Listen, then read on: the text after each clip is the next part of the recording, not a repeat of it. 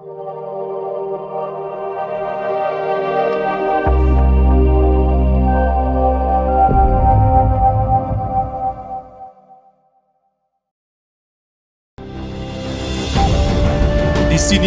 negeri dengan lukisan cakrawala yang terbentang luas, menghantarkan sang surya terbit ke puncaknya.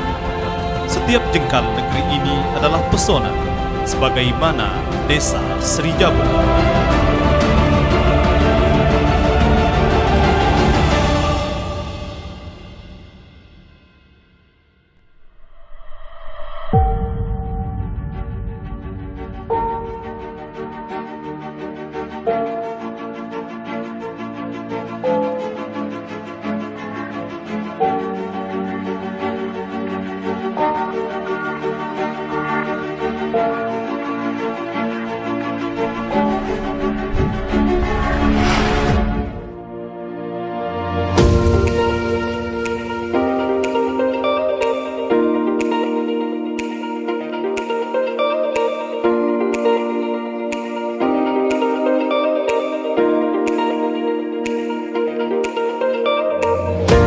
Desa Sri Jabo merupakan dari wilayah Kecamatan Sungai Pinang, Kabupaten Ogan Ilir, Sumatera Selatan, dengan luas wilayah yang terbagi menjadi 4 dusun. Istilah Sri Jabo diambil dari kata Sri yang berarti berseri dan Jabo yang berarti di luar. Jadi Sri Jabo berarti yang dari luar tampak berseri. Berdasarkan data BPS Ogan Ilir tahun 2018, penduduknya berjumlah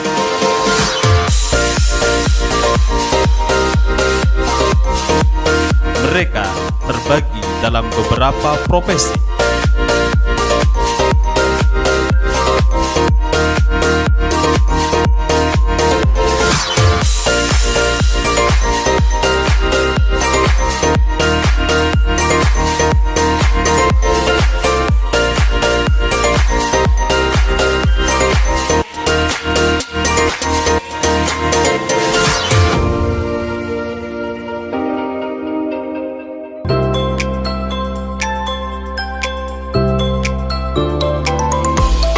Desa yang dipimpin oleh Bapak Herian SEMM yang pernah menjadi Ketua LSM Gerakan Masyarakat Anti Korupsi periode 2016-2022 mengemban visi desa berupa terwujudnya Desa Sri Jabo yang aman, sehat, cerdas, berdaya saing, berbudaya, dan berakhlak karimah. Demi meningkatkan kesejahteraan masyarakatnya, dan untuk merealisasikan visi tersebut, suami dari Sunarti A.M. Kep yang pernah ikut membintangi film Jaka Tingkir dan Direktur CV Mutiara Musi ini terus berupaya melakukan yang terbaik di berbagai bidang.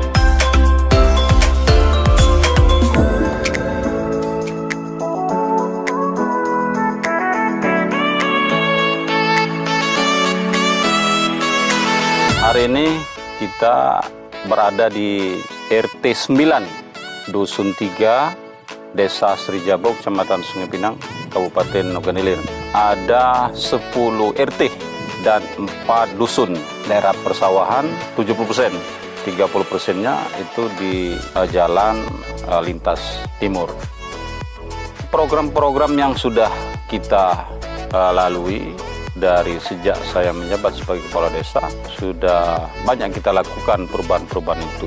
Beberapa di antaranya seperti di tempat saya berdiri ini, jembatan pakai plat baja, di mana pada saat itu sebelum berdirinya jembatan ini hanya bisa dilewati oleh kendaraan roda 2, sehingga sangat kesulitan bagi warga desa untuk membawa hasil-hasil pertanian, puluhan ton ini kalau musim, sehingga masyarakat membawa hasil panen ini karena tidak bisa dilewati oleh kendaraan roda 4, maka estafet dari ojek, naik ojek, kemarin bentor, baru kemudian roda 4, menyebabkan warga mengeluarkan biaya tinggi. Nah, oleh karena itu kita berinisiatif melihat kondisi yang di bawah. Melalui musyawarah desa, kita usulkanlah dan kita bangun jembatan ini, sehingga jembatan ini dapat dilewati oleh kendaraan roda 4. Nah, inilah manfaat-manfaat dana desa tersebut. Itu yang pertama. Yang kedua, kita sudah melakukan pembangunan puluhan unit WC umum. WC umum ini namanya WC umum, tapi berdirinya satu-satu di warga. Kenapa satu-satu? Karena di sini rumahnya jauh-jauh, penduduknya padat tapi jaraknya jauh-jauh, tidak seperti di jalan hitam, jalan lintas timur berdekatan. Sebelumnya saya melihat pada saat musyawarah dusun, karena kita ini ada beberapa musyawarah, ada musyawarah tingkat RT, ada musyawarah tingkat dusun, dan ada musyawarah tingkat desa. Muncul beberapa usulan, sehingga saya terjun langsung ke lokasi melihat situasi bagaimana warga saya membuang kotoran itu sembarang tempat, sehingga sangat tidak sehat. Nah, berdasarkan saya lihat fakta dan usulan warga di situ, maka saya melalui musyawarah desa bersama BPD dan seluruh masyarakat berinisiatif membangun WC di tengah-tengah masyarakat untuk menanggulangi hidup sehat. Saat ini puluhan WC sudah berdiri. Kita juga bangun sumber air, salah satunya sumur bor. Nah, ini juga berawal dari berkunjung ke RT, ke lokasi-lokasi yang daerah persawahan. Itu sangat memprihatinkan. Ngambil airnya berkilo-kilo. Ini saya sendiri menyaksikan seorang ibu-ibu membawa pakaian yang banyak, membawa air di sebelah kanannya, sebelah kiri pakaian, menggendong anak untuk mengambil air ke salah satu tujuan sumber air. Saya berinisiatif untuk membangun sumur bor tersebut. Beberapa tahun ini sudah puluhan juga sumur bor kami bikin, setiap rumah warga itu satu-satu. Kalau rumahnya berdekatan, maka di antara rumah itu kami dirikan sumur bor. Terus kita juga, saya lihat di area pertanian ini, masyarakat ini belum ada listrik. Sedangkan penduduknya ramai sekali, hampir 300 kepala keluarga. Ini ada beberapa yang pakai listrik, tapi listriknya ini 10 rumah itu 1 meteran. Kabelnya juga mengkhawatirkan. Saya bersama perangkat desa membuat proposal untuk mengajukan ke PLN pusat. Alhamdulillah itu direstui dan dikabulkan, berdirilah jaringan. Ini jaringan tegangan tinggi, kabelnya 3 di atas, terus ada kabel induknya 1 lagi di bawah, terus gardunya itu 2. Ternyata setelah ada jaringan listrik ini, tidak hanya desa Serijabu saja yang menikmati, yang desa-desa perbatasan ini juga langsung menyambung ke listrik yang sudah kita bangun. Nah, di samping itu kita sudah pembangunan jalan setapak sudah kita bangun, terus kantor pemerintahan. Kantor pemerintahan sejak begitu saya dilantik sebagai kepala desa, itu sangat memprihatinkan. Karena desa Serijabu ini di Kecamatan Sungai Pinang, desa terluas dan desa terpadat penduduknya. Sedangkan kantornya tidak berfungsi sama sekali. Jadi sejak begitu saya dilantik, itu adalah program saya yang pertama, kantor harus berfungsi. Sehingga kita bangun kantor kepala desa, bahwa sampai saat ini sudah berfungsi 100%. Jadi seluruh warga ada pembuatan surat, bisa langsung ke kantor, dan kantor ini beroperasi setiap hari, kecuali hari Minggu. Itu beberapa kegiatan yang sudah kita lakukan, masih banyak lagi kegiatan-kegiatan yang lain. Ada juga pemberdayaan. Pemberdayaan ini artinya kegiatan pembangunan yang sifatnya non-fisik. Nah, ini banyak sekali seperti pelatihan, terus pendidikan, diklat yang kita laksanakan. Dan kita juga di Desa Serijabu ini sudah 2 kali mendapat penghargaan. Pertama AMPL Award 2020 sebagai desa yang peduli memperhatikan air kebersihan, yang mendirikan beberapa WC umum. Nah, kita juga kemarin mewakili 3.000 kepala desa berdialog dengan Bapak Presiden. Itu merupakan kebanggaan sekali bagi saya, kepala desa Serijabu bisa mewakili 3.000 kepala desa di hadapan Bapak Presiden Republik Indonesia. Kades, sini maju sini. Halo. Silakan Pak. Kades, kenalkan nama saya Herian dari Kabupaten Ogan Ilir. Herian dari Ogan Ilir. Siap. Desa Serijabu. Serijabu.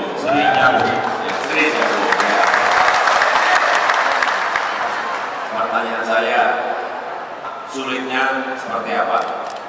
Yang pertama tahun 2017 itu 2 tahap, Pak.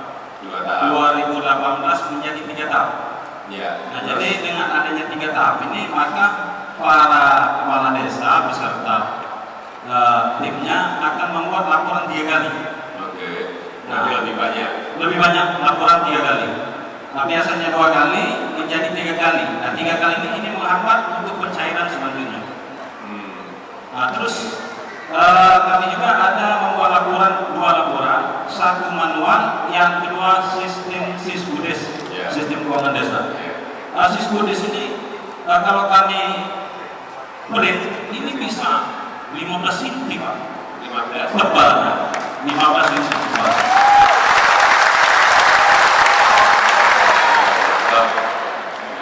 Terus berarti pengennya mungkin ada sederhananya, Pak. disederhanakan, disimpelkan. Ya. Ini urusannya.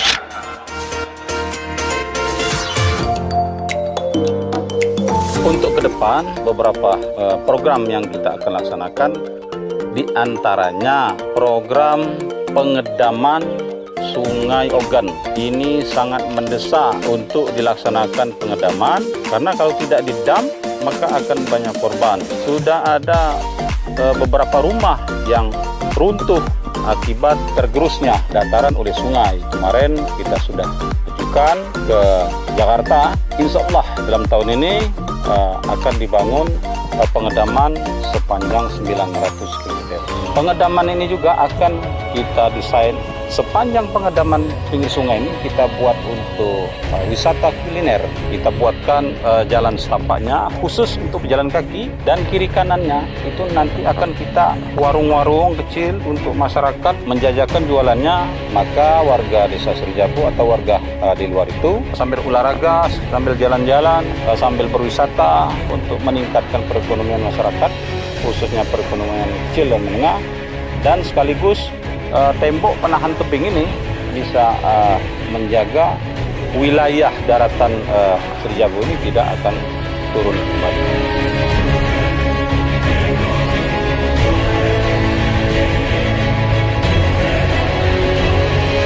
Dan juga kita ke depan akan tetap mengutamakan perekonomian masyarakat, diantaranya yaitu UKM, karena desa Srijabu ini banyak sekali UKM, usaha kecil dan menengah itu. Di antaranya pengrajin, pembuat pengilar, semacam perangkap ikan. Itu banyak di desa Srijabu, ini akan kita kembangkan. Nah, terus kita juga akan mengembangkan tenun, kerajinan tenun. Terus juga ada ikan asin, ada juga pembuatan perahu, ada juga ikan salai, dan ada kelompok perikanan, ada juga ternak.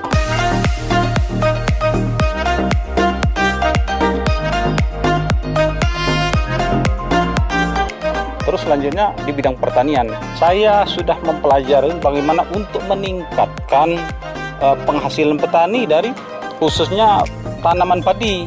Mereka ini tidak memupuk.